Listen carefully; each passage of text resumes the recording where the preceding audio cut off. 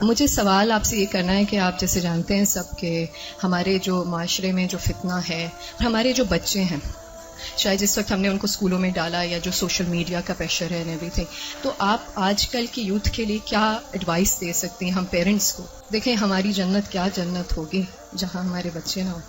بہت مشکل ہے کیونکہ آپ دیکھ رہے ہیں ہر طرف سے media is playing such an important and such a difficult role کہ ہم پیرنٹس کے لیے اس چیز کو سنبھالنا بہت مشکل ہو گیا ہے اینڈ آل آف دیٹ. اور میں ایک واٹس ایپ پہ میسج مجھے ملا کہ what will happen to my children when I die, but سوچنے والی بات یہ ہے کہ what will happen to my children when they ڈائی.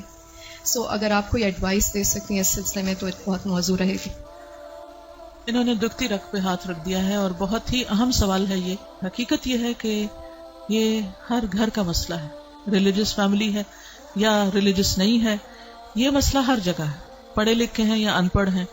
آئندہ جنریشنز بہت بڑے فتنے میں ہیں، فتنہ ہر ہاتھ میں ہے اور وہ بڑھتا ہی چلا جا رہا ہے اور پوری دنیا ان کے سامنے ایکسپوز ہو چکی ہے. یعنی آپ کس کس چیز سے ان کو بچا سکتے ہیں، کس کس چیز سے روک سکتے ہیں؟ صرف ایک ہی حل ہے اور وہ روک اندر ہو، اور وہی تقویٰ والی بات ہے کہ جب تک ان کے اندر خود اللہ کا ڈر نہیں آتا، آخرت کی فکر نہیں آتی، اس وقت تک کوئی باہر کی چیز اب ڈھکی چھپی رہ نہیں گئی.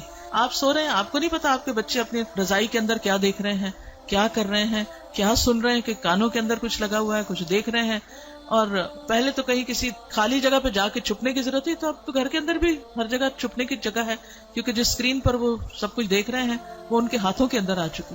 اس کے لیے جو پرسنل میرا ایکسپیرینس ہے وہ دو چیزیں. ایک تو یہ کہ ہم اسکولوں سے تو جو اسکول ہیں انہی میں ہی جائیں گے، اور جو باہر معاشرہ ہے اور جو کچھ ہو رہا ہے وہ سب وہ کریں گے، اس سے کاٹ تو نہیں سکتے.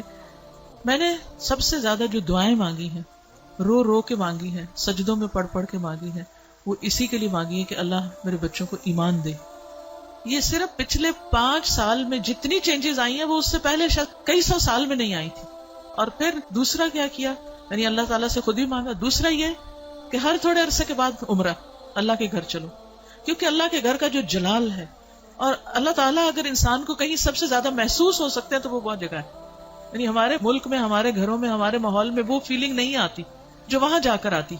تو الحمدللہ ان عمروں نے، اللہ کے گھر کی زیارت نے دل کے اندر تھوڑی سی جگہ بنائی اللہ کو پہچاننے کی. کیونکہ جب تک اللہ کو بچے پہچانتے نہیں، اس کی عظمت کو محسوس نہیں کرتے، وہ اللہ سے ڈر نہیں سکتے، تو وہ تقویٰ نہیں آتا دل میں. تو اس سے یہ ہے کہ وہ ایسی جگہ ہے جہاں اللہ ماشاءاللہ سب کو جا کر یقین ضرور آتا کہ کوئی ہے ایک جس نے یہ سب کچھ بنایا. پھر اس کے بعد یہ ہے کہ قرآن کا علم. میں نے سب سے زیادہ تکلیف دہ مرحلہ گزارا کہ جب میں نے اپنے بیٹے کو قرآن پڑھایا، تو پھر میں نے یہ ٹھان لی کہ کچھ بھی ہو مجھے اس کو پڑھانا ہے. وہ ایج ایسی تھی کہ جس میں کچھ نہ کچھ وہ سننے کے قابل تھا، ورنہ وہ ایج بھی گزر جاتی ہے تو پھر بچے وہ اتنا بھی نہیں سنتے.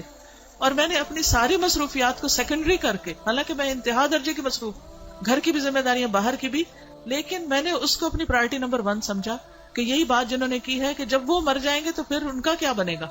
یعنی ہمارے مرنے کے بعد تو جو ہوگا سو ہوگا، ان کے مرنے کے بعد ان کی قبروں کا کیا حال ہوگا اور ان کی آخرت کا کیا ہوگا. تو اللہ سبحانہ وتعالیٰ نے قرآن مجید میں فرمایا قوا انفسکم واہلیکم نارا، اپنے آپ کو اور اپنے گھر والوں کو آگ سے بچاؤ. ایمان والوں کو خطاب ہے کہ اے ایمان والوں اپنے بچوں کو آگ سے بچاؤ. تو پھر میں نے اس کے ٹائم کے مطابق جب اس کا موڈ بنے، لیکن روز کی شرط رکھی تھی کہ ہر روز پڑھیں گے تھوڑا تھوڑا، 2 آیتیں 4 آیتیں، 1 رکوع 2 رکوع 1 رب، اور اس طرح کر کر کے میں نے پورا قرآن اس کے ساتھ پڑھا کہ مجھ سے نہیں ڈرے، اللہ سے ڈرے. میری خاطر نماز نہیں پڑھے، اللہ کی خاطر پڑھے. میری وجہ سے کچھ مت چھپائے جو دیکھ رہا ہے، اللہ سے ڈر کے چھپائے. تو یہ کسی حد تک فائدہ مند ہوا. یہی ماؤں سے کہوں گی کہ ساری مصروفیات اپنی جگہ ہیں، لیکن بچے آپ کی پرائرٹی نمبر 1 ہونے چاہیے. ان کے لیے کھپ جائیں دعائیں مانگ مانگ کے بھی، اور اس کے ساتھ ساتھ ایک دفعہ کم از کم قرآن سے ضرور گزر جائیں.